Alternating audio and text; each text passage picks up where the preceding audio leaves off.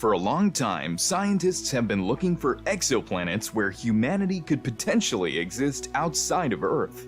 Despite the fact that we know there isn't another planet exactly like Earth where life might exist, there are hundreds of millions of those planets out there, and more are being discovered every day. Everything is beginning to change, especially now that scientists claim to have discovered exoplanets that may be more viable than Earth. But the most important thing to know is whether these planets actually exist or not. In this video, we'll figure out what those planets are and whether life is truly conceivable there. I know you have a lot of questions on your mind, so let's get this started. To begin, we must define what an exoplanet is. Any planet that orbits a star outside of our solar system is known as an exoplanet or extrasolar planet. Keep in mind that these exoplanets range in size from massive gas giants like Jupiter to small rocky worlds like Mars and Earth. The majority of planets that have been identified are found in a small region of the Milky Way galaxy.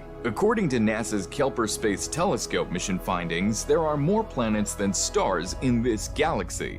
It was in the year 1990 when the first exoplanet was discovered, and thousands more have been discovered since using a variety of approaches. However, finding them is not a simple feat. In our Milky Way galaxy alone, there could be at least 300 million possibly inhabitable exoplanets. Before the US Space Agency's Kepler Space Telescope ran out of fuel in 2018, it spent 9 years searching for planets where life could possibly exist. It was successful in identifying hundreds of exoplanets in our galaxy. After reviewing all of the data acquired by the Kepler, the 300 million exoplanets it recorded may be capable of maintaining liquid water on their surfaces, making it also possible that life could exist there. However, keep in mind that this is only a rough estimate, as the Milky Way galaxy contains between 100 and 400 billion stars. And since each of those stars is expected to have at least one planet, there are likely trillions of planets out there.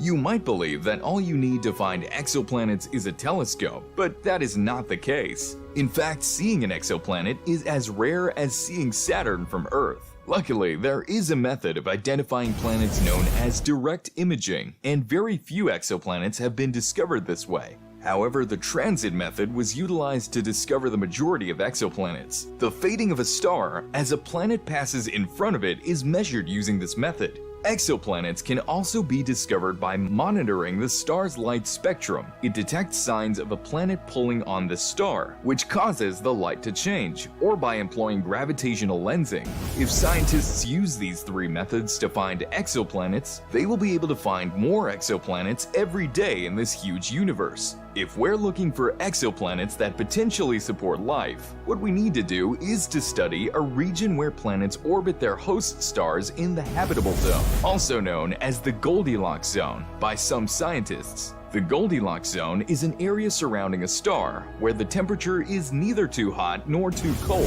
to support liquid water. However, the planet must also have an appropriate size, and the star around which the exoplanet revolves must be of a specific type and stable existence. Our Sun, which is a yellow dwarf star, has been around in the system for nearly 4.5 billion years. However, other stars in our systems are not as stable as our Sun. Keep in mind that there are other types of stars, but we're going to touch on those later.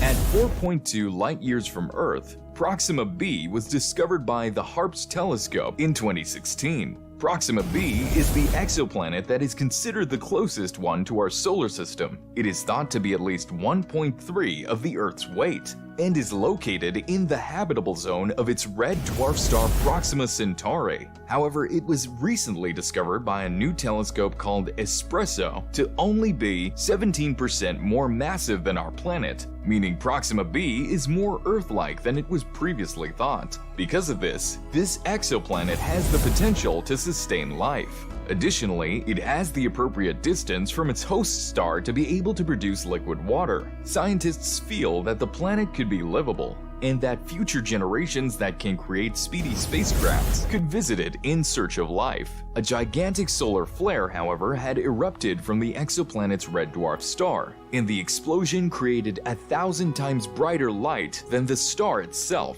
It emitted 4,000 times more ultraviolet than the Earth would receive from our sun's solar flares. According to scientists, this event may have wiped out all possible life on the exoplanet. However, Proxima b is not the only possible habitable exoplanet. According to scientists, they have discovered 24 livable planets, or exomoons, that may be more suited for the origin and evolution of life. Renee Heller and John Armstrong are the two researchers who coined the term superhabitable in 2014. According to them, being in the habitable zone is not enough for an exoplanet to be livable. An exoplanet must be older, larger, warmer, wetter, have higher amounts of oxygen, and have a longer surviving star for life to exist on it. According to Heller and Armstrong, the necessary size for a super-Earth would have to be at least double the mass of the Earth itself, because it is only in this way that radioactive decay in the planet's interior would last longer for it to supply heat. The size would also help in increased gravity that would keep the atmosphere in place for a longer period of time.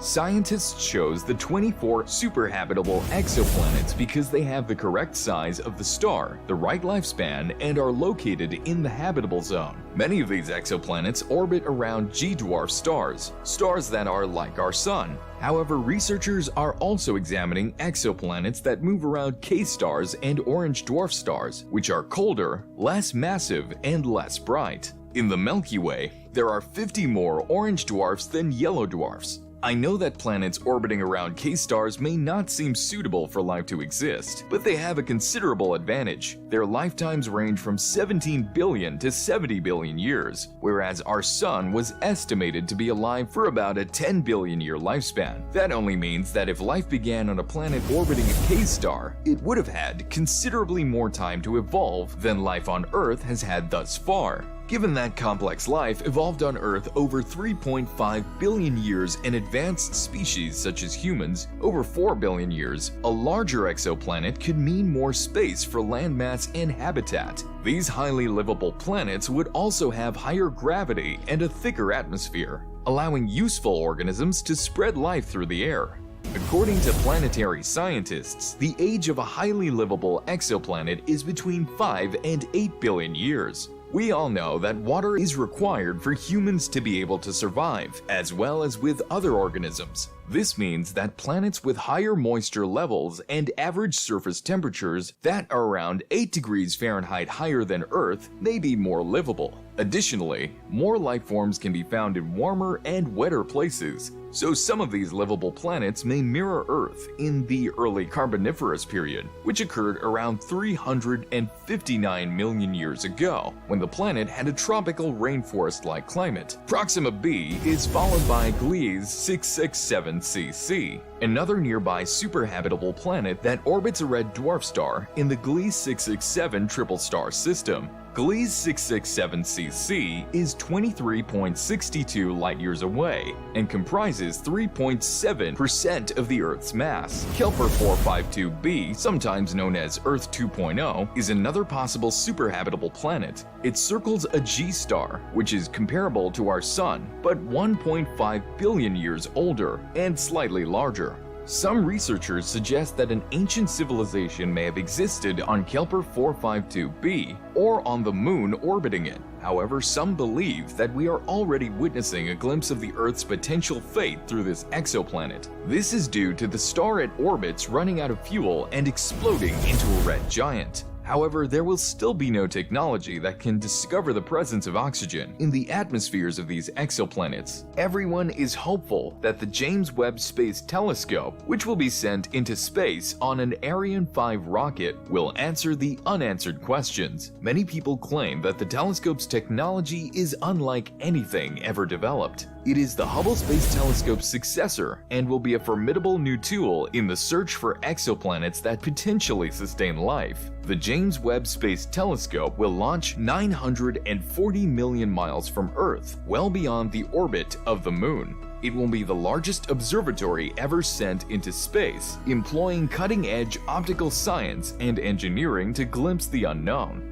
researchers claim to have devised a new method that will enable the James Webb Space Telescope to identify a distinct signal produced when oxygen molecules collide. If this signal is discovered in an exoplanet's atmosphere, it would imply that the planet's surface contains oxygen and possibly life as we know it. Despite all of this incredible equipment, if a planet orbiting a red dwarf star has had an atmosphere equivalent to Earth's, the Webb telescope would need 16 light years for it to detect the oxygen signal. Aside from that, the Nancy Grace Roman telescope will also be launched in the late 2020s. It will delve into the mysteries of dark matter and dark energy, which make up the vast majority of the universe. The most fascinating aspect is that it will be able to take direct photos of exoplanets, which will be impossible from Earth. The major purpose of its mission, however, is to stare into the interior of the Milky Way galaxy, where gravitational microlensing could lead to the discovery of thousands more exoplanets. With all of this knowledge, it is evident how interesting the vast universe is. It's very mysterious that so-called superhabitable planets may exist, and that they might not be like the Earth that we know. With the capacity of human technology, we're likely to discover life on a distant planet somewhere in the distant future. If you enjoyed this video, give it a thumbs up, and don't forget to subscribe to the channel. Please click the bell icon so you'll be notified when new videos are posted. And as always, thanks for watching Ponder This.